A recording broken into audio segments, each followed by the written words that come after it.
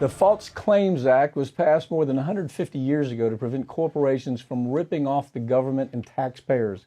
And big business is now flooding D.C. with corporate money to weaken this law. Farron Cousins from Trial Lawyer Magazine joins me to tell us what's happening. No surprises here either. Right. Every time we do one of these ugly stories about Pfizer, they're always at the edge of ugly. Here, this is a company, Pfizer. They were hit for $2.3 billion for fraud just recently, okay? Yeah.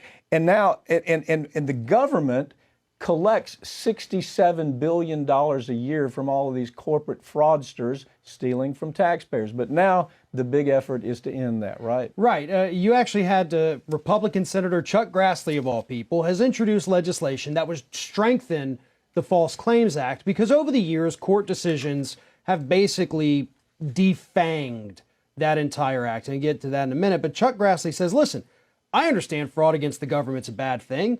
I've got this bill, bipartisan effort, Democrats signed on as well, to say we're going to strengthen the protections. We're going to make it even harder for employees to retaliate or employers to retaliate against employees.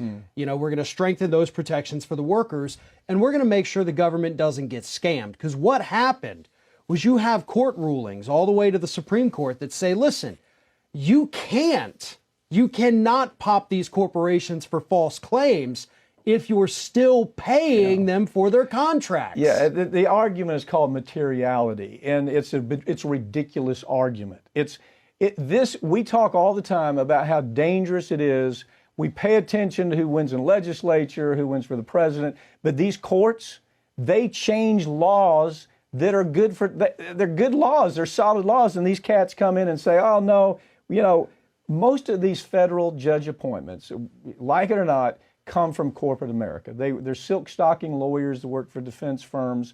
Nothing changes about the way they view the world. They think that the consumers are riffraff and that corporations are always right. In this situation, they took the fangs out of this law, right? Yeah, because they said, listen, fraud is exposed, but then the government makes any more payments on that contract, as they're legally obligated to do, sure, then of course you can't say that they defrauded you because you're still using their services. And in most instances, when you're talking about, for instance, a defense contractor, you can't just immediately sever that contract. You do still need their services, or else you're going without vital, potentially, life-altering services in many of these instances.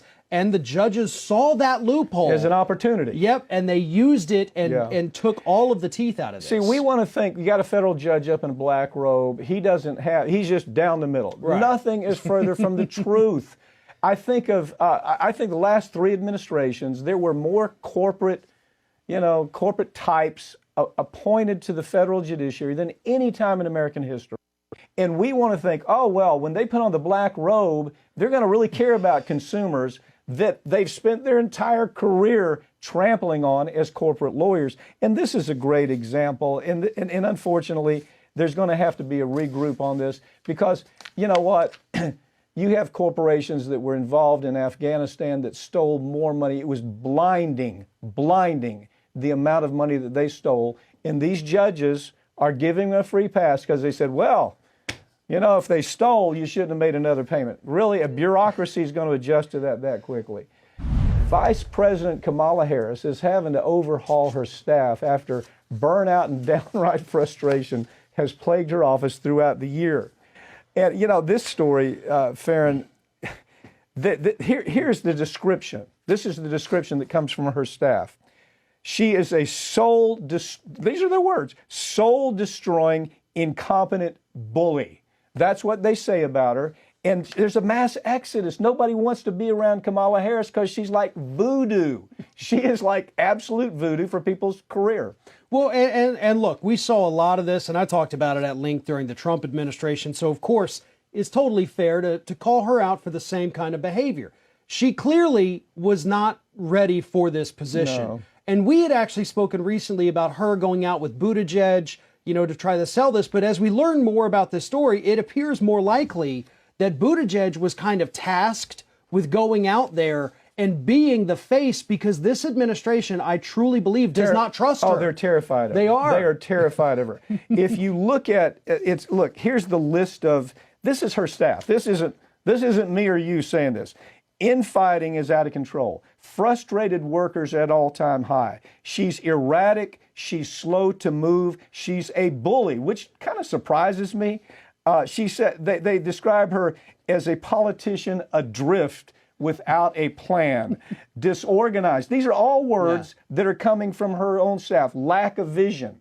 So now, you know, the White House has got to be reeling, saying, "Oh my God, she's the next one that's going to take over after Biden." It ain't going to happen. It'll never happen, and it won't happen with Buttigieg either. Well, and you know, listen, she was a fairly decent senator. She wasn't so great over, you know, as the prosecutor or attorney general in California. Horrible record over there.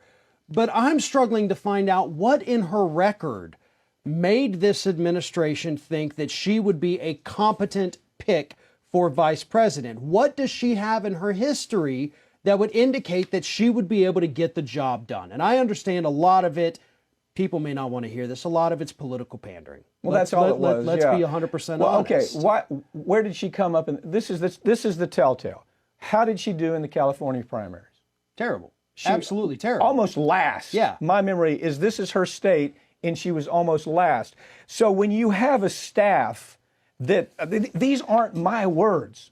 These are directly from what they're saying about her, and they're leaving at a rate that she can't even control. By the way, if you go back and look, she had these same staffing problems in California. Yeah. Before she ever got here, it was the same revolving door staffing and some of these same things. The only thing that surprises me, I mean, truthfully, the only thing that surprises me is her being described as a soul-destroying, incompetent bully. The bully part really sends me. Right. And you know, I've obviously seen that behavior publicly, but look, we could probably use a little bit of political bullying right now. That would be a good side of her to bring out there. But so far, it's where is she? What is she doing? Is she helping this administration in any way? And the answer is no. Biden would have been much better picking Elizabeth Warren for this position. Would have been so perfect. She was a fighter. Harris just wants to be liked so bad that she's unable to be liked by anybody. Go and look. They have some reels of her, that ridiculous gaggle, that guffaw that she has every time she's put under pressure. She starts with this weird laughter. These things are all over. Well, because she doesn't know how to respond. You know, she's asked tough questions and she has no idea how to answer them, and it's a disaster. I think you're right.